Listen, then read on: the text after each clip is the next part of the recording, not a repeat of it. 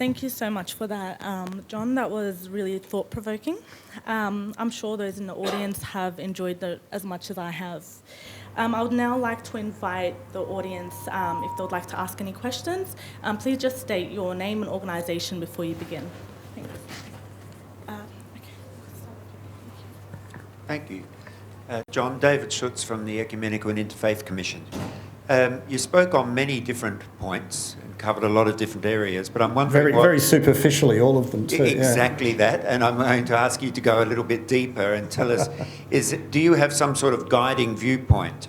You spoke about progress and change, but for instance, you criticised the casino, which some people would have said at one point was a great, was progress for our society.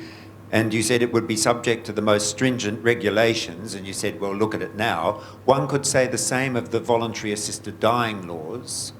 I'm wondering whether you have an underlying understanding of the common good that relates the concepts of self and community in some sort of guiding sense.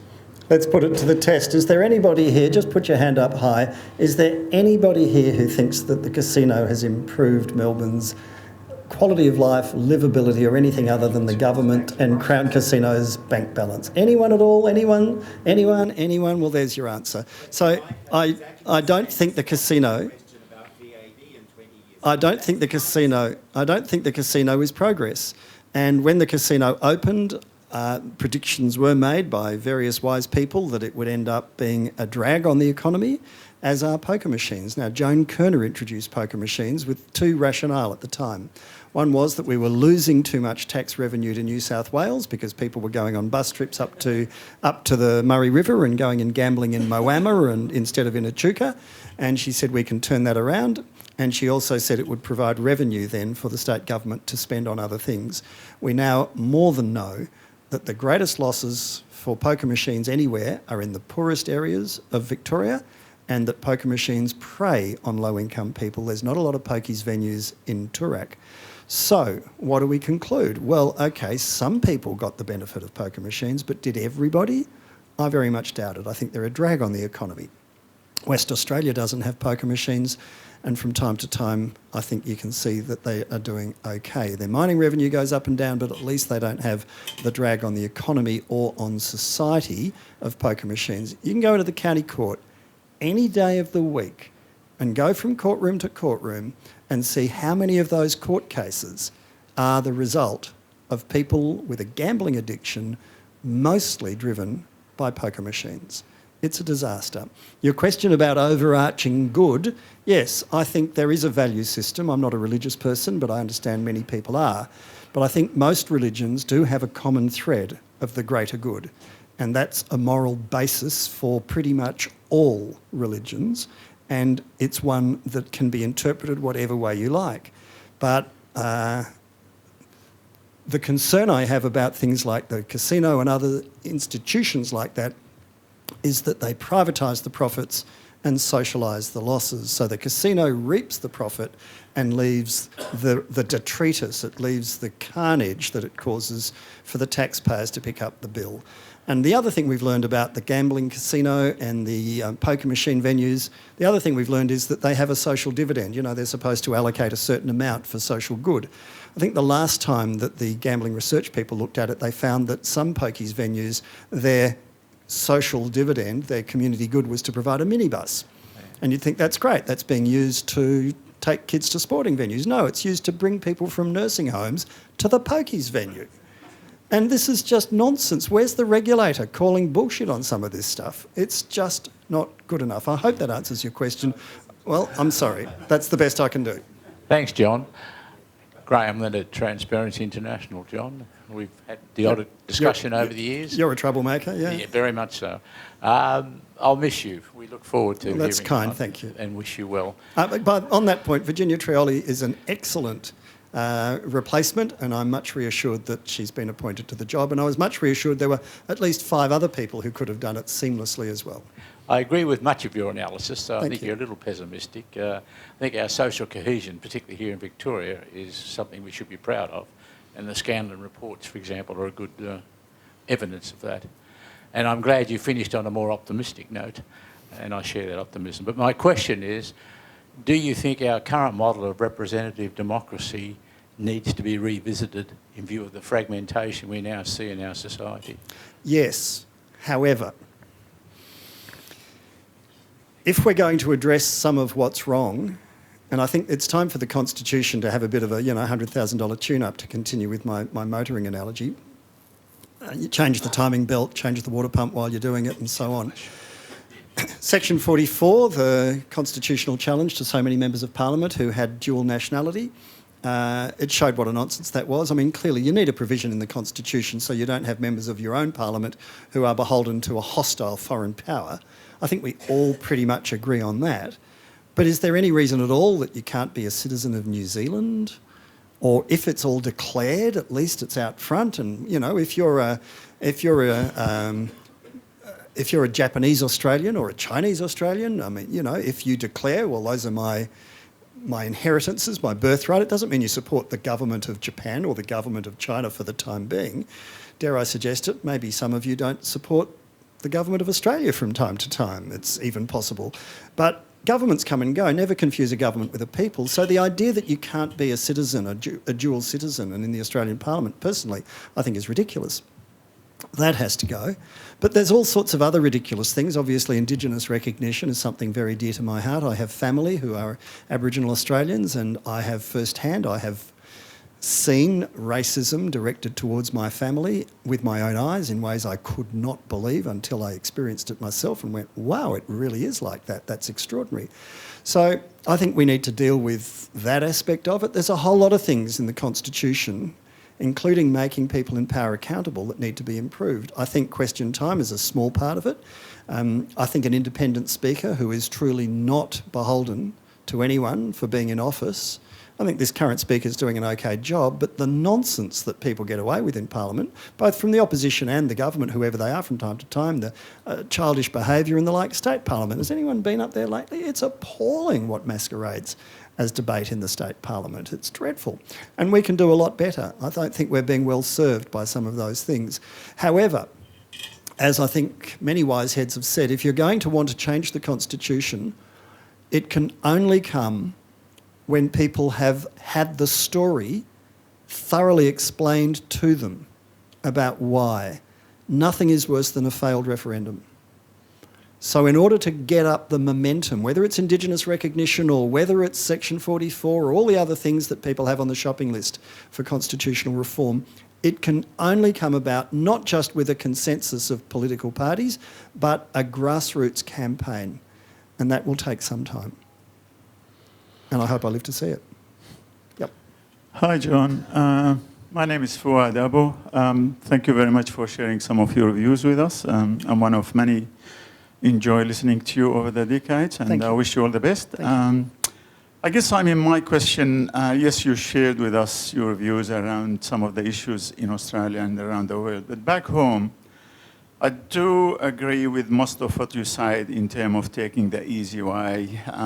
But can I ask you to shed more light about what are some of the underlying reasons for what's happening in Australia that you mentioned, despite the fact that we are a wealthy society, a wealthy country, and we had the option to take some more long-term view and strategic view in advancing Australia in a technological way, in clever way, rather than taking the easy option. So I guess, I'll be honest with you, I'm at crossroad. Is that a deeper issue with the society, the way that we think, the mentality issue we need to address?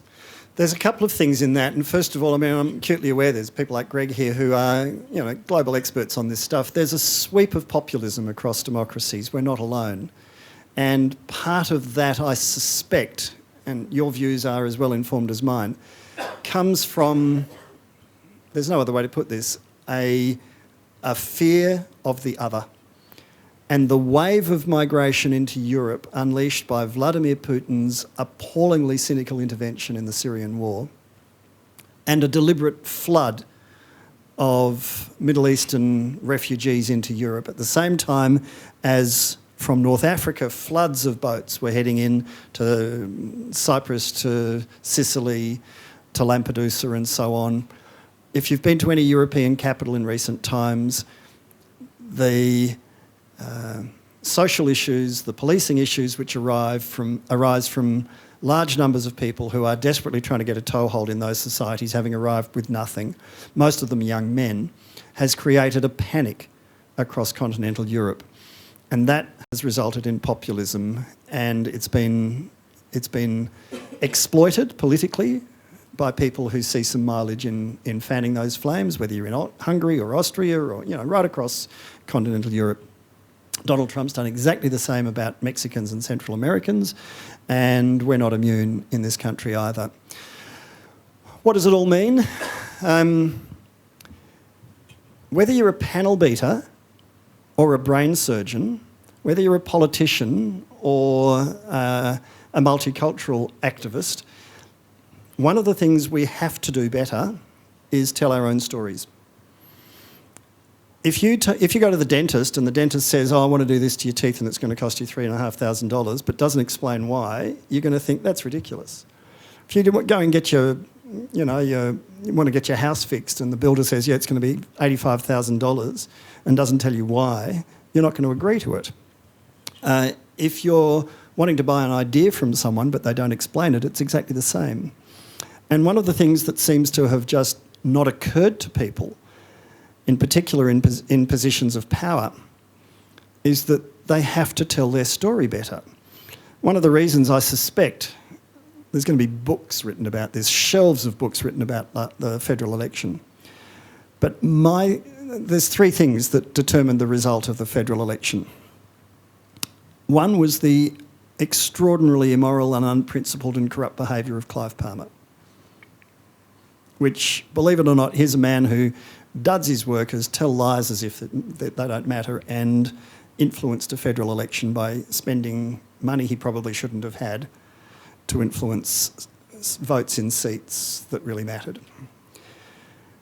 The second issue was that as a retail politician, as a storyteller, Scott Morrison was way, way better than Bill Shorten. And it didn't matter what the story was, he just told his story better. And it turned out that Beaconsfield Bill, was a long time ago. You remember Bill Shorten down in Beaconsfield? He's everybody's darling. And Beaconsfield Bill, as so many other politicians have under pressure, Beaconsfield Bill kind of disintegrated in front of our eyes. And, more motoring analogies, the gears jammed up. So, he just couldn't tell the story anymore. And the third factor, are there any working journalists in the room? And the third factor was Rupert Murdoch. If you haven't already, have a look at the Courier Mail front pages for the 2 weeks leading up to the federal election. One of them that I've memorised, and I don't have all of them, but there's some great stuff online if you have a look. The Courier Mail 2 weeks front page before the federal election. One of them in letters this big was, how much Bill's tax grab will cost you? And it went like that every day in Queensland, and that's a one-paper state. There's no other readily available media. And the Courier Mail sets the tone for talkback radio and television news bulletins throughout Queensland. And that was absolutely crucial. It wasn't the only thing, but it was crucial. And one of the things, I've just had this great trip where we've been up to Arnhem Land, and one of the things that trip reinforced in me as we drove 7,000 k's was that the gap between city and country has never been bigger, and it's deeply troubling. City people understand less about the country, but vice versa as well. And we did farm stays with people on cattle properties, and we had dinner with cotton farmers and all sorts of stuff. I was filling up the car at a petrol station at, where was it, Longreach or somewhere, at a roadhouse, and there's a guy with a road train filling up as well. He's using the high-flow diesel pump. I'm using the ordinary diesel pump. I've just put what I think is an outrageous $180 worth of fuel in my car at $1, what was it? It was $1.95 a litre or something. So I went over and had a chat to the truckie. He's got 4 carriages on his road train. It's dusk. I'm intrigued. We strike up a conversation. I tell him I'm really curious. Can he tell me a bit about his truck? Great way to get a conversation going with a truck. He asked them about their truck. His truck cost, and he's an owner-driver. He doesn't work for one of the big organisations. He just ticked over on the meter, on the Bowser, $2,000 for fuel. He hadn't been home since May. When his truck kicked over 400,000 Ks, it was going to cost him $200,000 to recondition the engine. And it worked round the clock, and he worked round the clock. And then I asked him, what's in the trailers? And he said, explosives. Ouch. And he was off to the mines. And I thought, you know what? That is so far from my experience. $2,000 on the Bowser. Hasn't been home since May. Four carriages on a road train of explosives. He's riding a rocket. And he has to work round the clock to keep up the payments. And I thought, oh, that's just ridiculous. It's his life. I thought, you know, thank God for back roads. We need to get out more, quite frankly. It's true. And I think it's a real shame. And again, it's about telling the story. And the ABC, we're doing a bit. We need to do more. We need to know more about other people's lives, and hopefully they need to know more about yours too. It's a very long-winded answer to your question, sorry. Hi, Richard Stockman from SEN Radio. John, congratulations on everything, and even on my program on October 12th, we've got a motoring segment opening up, so you're welcome to join us. We spoke the week of the state election, so I'm Liberal Party President of Yan Yean. We had a candidate disendorsed, Marilyn Klein. Oops. She resigned, yeah, and you might recall me calling you up to defend myself. Which another couple of callers had said some things about me, and you gave me every time of the day, which I really do appreciate that. It's a tough time. Phew. And I mentioned Wasn't sure where we were going to go with this. Yeah, I mentioned I was a volunteer and trying to do my best just to give that other side of democracy a bit of a go. I think we're in a bit of a red area up there. So, but look, it was a tough time. But my question I've got for you, I do have a question, and being in radio myself, I've been on community radio, 3 different stations, and also on now SEN for 8 years now, part of 3MP for Glen Ridge at the early days. With community radio, I see the value with the ABC is just beyond. I just think it needs to be strong. You need to have that, and it really needs to. Commercial radio, if it didn't have that, would sort of go down different paths. But community radio, do you think there's still a place for community radio? Yes and no. The technology means it's sort of, I mean, you know, you can listen to Hungarian jazz on your way home this afternoon if you want to, in the car or on your phone. So, you know, the audience now have quite literally millions of choices, and they can curate their own programs in a way you never could before.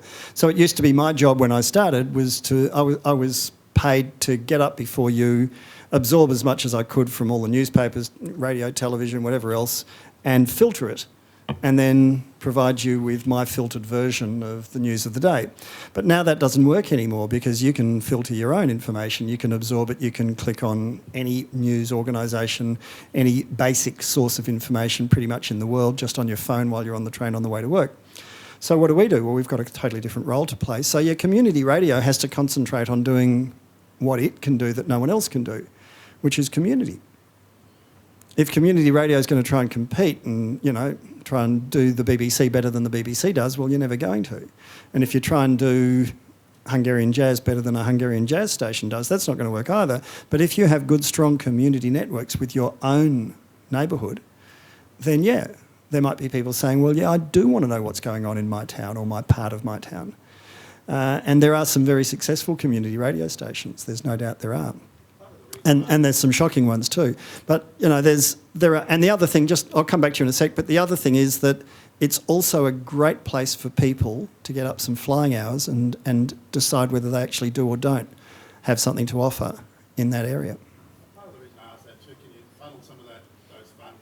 A lot of funds are going there. I know the great people I've worked with, as I said, but can you funnel them back into the agency? No one seems to think that that there should be more money available for public broadcasting of any kind. You know, Channel 31's all but disappeared and been wiped out, which personally I regard as an absolute tragedy. You know, the ABC, well, we're going to go through really tough times. We've been required, we've been mandated to spend a lot more on some of the new technology, and don't quote me on this, some of it's rubbish.